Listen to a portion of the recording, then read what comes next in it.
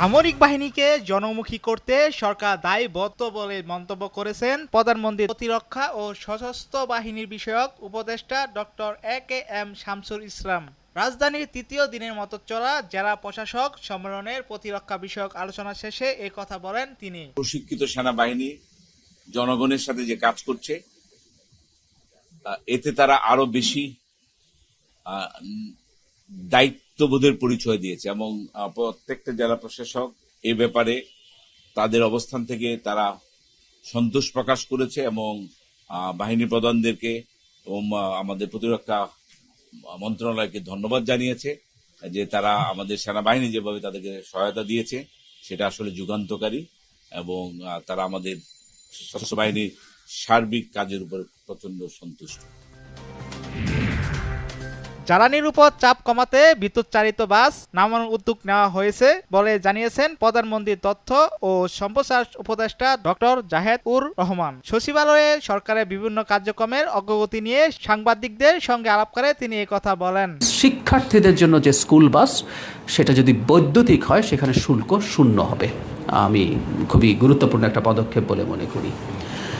কৃষি মন্ত্রণালয় এর মধ্যে আমরা জানি যে হাওরে আমাদের কৃষকগণ হঠাৎ পানি বৃদ্ধির কারণে ক্ষতিগ্রস্ত হয়েছেন, সেই পানি আবার কমে গেছে এবং অনেক কৃষকই তাদের ফসল কেটে উঠতে পেরেছেন। কিন্তু এই সরকার যারা ক্ষতিগ্রস্ত হয়েছেন তাদের জন্য ব্যবস্থা নিচ্ছে। ক্ষতিগ্রস্ত কৃষকদের জন্য ৭,৫০০ টাকা করে তাদেরকে অনুদান দেওয়া হবে ক্ষতিগ্রস্ত কৃষকদের জন্য।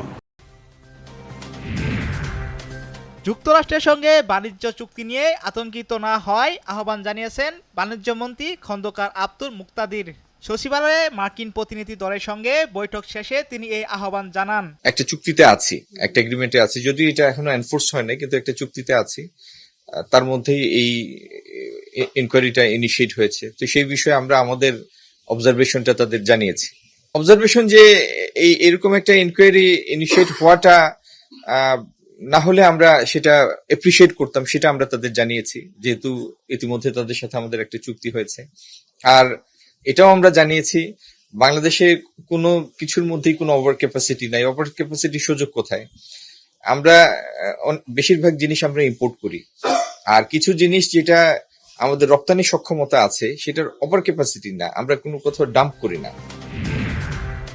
সাতক্ষীরা জেলায় আজ থেকে গোপালভোগ, গোবিন্দভোগ সহ স্থানীয় জাতের আম সংগ্রহ শুরু হয়েছে। সকালে সদর উপজেলায় গাজীর বাগান থেকে আম পাড়া কার্যক্রম উদ্বোধন করেন জেলা প্রশাসক। রাজশাহীর পুঠিয়া উপজেলার বিরাটদহ মাজার এলাকায় সড়ক দুর্ঘটনায় একজন নিহত হয়েছেন। এই ঘটনাকে কেন্দ্র করে স্থানীয় ঢাকা রাজশাহী মহাসড়ক অবরোধ করে রাখে। এই সময় উত্তেজিত জনতা বালুবাহী দুটি ড্রাম ট্রাকে আগুন ধরিয়ে দেয়। হরমুজ প্রণালী ও আশেপাশে মার্কিন জাহাজে হামলা চালালে ইরানকে পৃথিবীর বুক থেকে মুছে ফেলা হবে বলে হুঁশিয়ারি দিয়েছেন মার্কিন প্রেসিডেন্ট ডোনাল্ড ট্রাম্প। ফক্স নিউজে দেওয়া এক সাক্ষাৎকারে ট্রাম্প বলেন, যুক্তরাষ্ট্রে বর্তমানে আগের তুলনায় অনেক উন্নত মানের অস্ত্র ও গোলাবারুদ রয়েছে।